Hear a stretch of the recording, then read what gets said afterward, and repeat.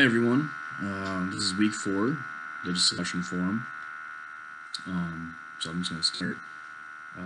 The control process starts with establishing standards. The company I work for actually builds fixtures for their companies, automotive fixtures. We take different fixtures and everything else and build them to the criteria that the company wants. We basically set our standards to the other company. The other company might call us and ask us that they want a certain job painted a certain way. They might want blue, red, pink, purple, whatever they want. We have to follow their standard. Another company might call us up and ask us for a different one. Right now, for instance, Ford likes their Ford blue, so we have to paint all of your job Ford blue. Dodge wants a different kind of blues, like turquoise blue.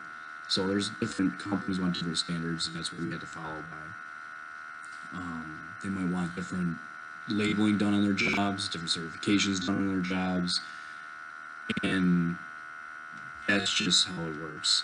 We really don't have a standard in our shop besides basically following their standards. So every company that we deal with, we have a standard sheet that we follow. So once we get that job in our hands, we take that sheet and go, okay, this is Ford, this is what we do. This is GM, this is what we do. So that's our standard. The second step is measuring performance. This is measured up against the company's quote. So basically what happens is when a company asks us, they go, hey, can you build this fixture for us? We say yes. They go, okay, cool. How much? How long? We give you a quote. We go, this is how much it costs to build, materials, check, recheck, everything. And this is how much time that we need. And the company signs off on everything else, and it's all good. What happens is, and then we get the job, and we build the job. So when we measure performance, we measure it basically by, did we complete the job on time, and did we do it under cost?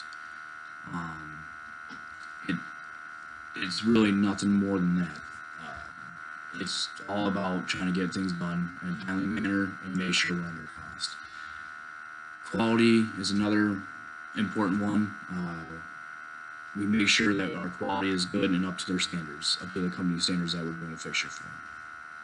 That's how we also measure it too. It's obviously if the company comes in and they don't like our work, then guess what? We just don't have a company to work for no more.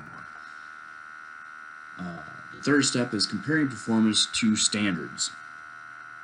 In my line of work, the cheapest and fastest companies get the work.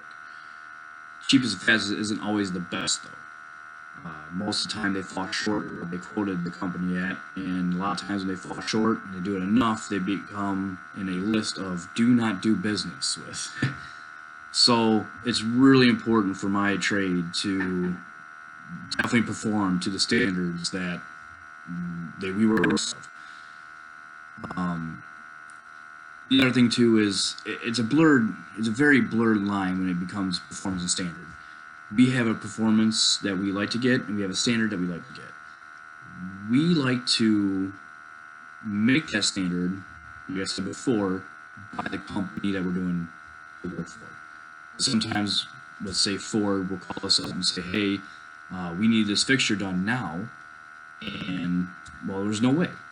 So we'll tell them, like, look, if you want it done now, well, guess what? And you have to, overlook this feature, it might not get painted, it might not get this done that you want, and then they will sit there and they'll review it and they go, okay, fine, no problem. So they will sit there and basically rewrite their standards for that job just to get it done faster. So it's really hard to measure up. You can go the other way too. We actually had, not to name drop, but Tesla, they're doing it in the front, which is actually a front trunk fixture for them. They asked that we up the quality on it because they wanted to basically take a whole industry standard of tolerances and shrink them in half. So say if you had a tolerance of cutting a piece of wood to 8 foot, and you had to be a half inch either way. There you go, you know what, how about this? You make it a 1/4 inch. Doesn't seem hard, whatever, but I work with better tolerances. I work within, your hair, human hair. So you take human hair and you cut that in half. That's normally the standard for, the automotive industry. They want you to cut that hair, in half and then half again. So you're wearing a quarter of a hair, and this is how it was. My company told them, if you want that done, it's going to take you longer. They agreed, so that's what it was. They sacrificed some performance. Some companies sacrifice some performance for some standard. Some other companies want more standard and sacrifice performance, as in time. So they want more quality, with more time, or maybe less quality with less time.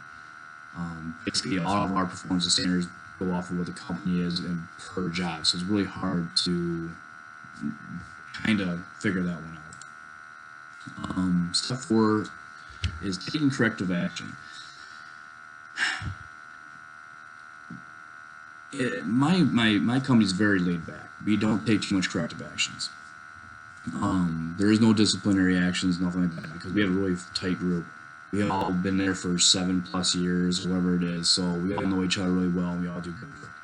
So there really is no corrective action on that one. The only real corrective actions we have is a job comes back from check. We have to sit there and take the job and make sure that all of our numbers match up. If the numbers don't match up, then we have to fix them. So that's the corrective action we have to take.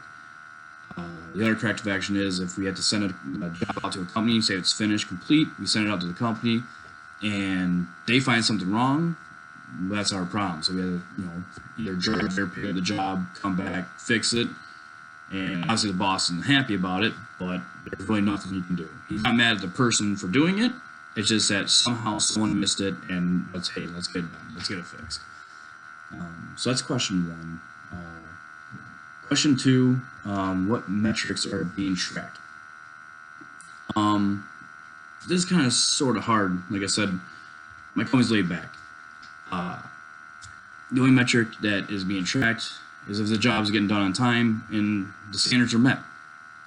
There really is nothing else. Like, when we send a job out to final check, we already know it's going to take 2 to 4 days. So let's calculate it into the quote.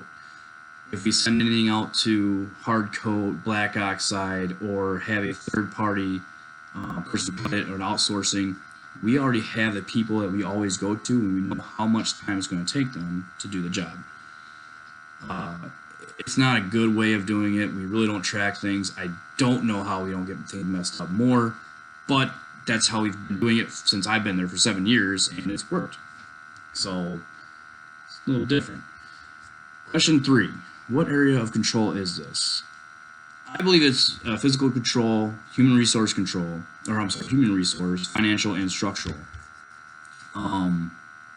Physical control, because we deal with quality control all day long. We're focused a lot on quality, making sure no matter what that the standards are met for those companies and everything else, and our jobs look perfect. We're a small shop, but we stay alive because companies love our work. It's amazing when you get other people's jobs. Other companies will send their jobs to us for us to finish them because they know we do a really good job. Human resources, we're always getting evaluated every day, no matter what job. We're always getting evaluated by someone. Someone's always looking at you for something. But at my work, we're always getting evaluated for the better. If you want to work 40 hours, fine. They don't care. If you want to leave early, come in late, no problem. That's you. That's your money. You're the one wasting your money. But if you want to sit there and you want to work extra, do extra, get more jobs, work harder, they will praise you. They will give you raises no matter what, and they'll make sure it's known. So that's 100% like human resource on that part.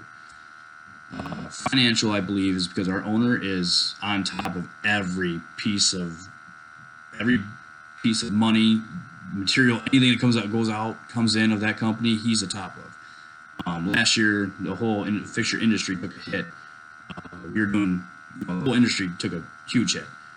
Everybody's doing bad. Companies were going out of business. We stayed afloat because our owner has no debt. He bought his building outright. He bought all the vans outright. He bought all the trucks, machines, everything outright. So he owns everything. So he only has to basically pay payroll and everything else. Like everything else he owns. He pays cash with everything because he was smart with his money when he first started, and that's just how it is. And he penny pinches when he needs to, and he gives when he needs to. So he has 100% financial control of that company, and he does really good with it. It's crazy. And also structural decentralized control. Because he really lets the employees be responsible for their own performance. He never pushes you to do harder. We have a couple, old guys on our job, in our team that he understands. They don't want to work 50, 60 hours. They might want to come in for 30 hours a week. He's okay with that. He basically lets you do what you want to do. He understands that people have families and everything else, and he goes, you know what, you just do you, but I just want my jobs done. That's it. The harder you work, like I said, the more you get praised. So he really lets you figure out what you're capable of at the same time and just lets you run with it. Question 4. The level of control, I believe, is strategic control. We have a middle manager. That doesn't mean much for my company. As much as the owner is great with money, it's kind of the same way around the shop. He has full control over everything.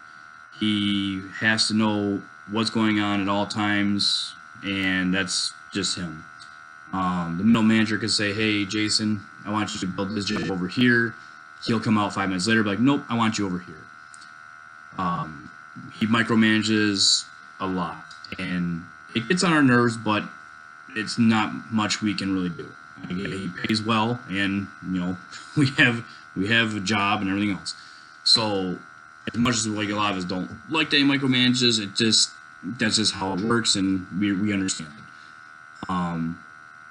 Obviously, the middle manager, he has some control, but it's not much at all. I mean, there really is no decision making on his part. Just going, yeah, okay, you can leave early, or hey, yeah, we need more napkins, or we need more coffee. Okay, yeah, I guess we'll go. Hey, go to Kroger and get more coffee. So it is 100% in the owner's control, and there's nothing we can do about that. That's all there is to it, I guess. So yeah, that's my week 4 discussion forum, and you guys all have a good night.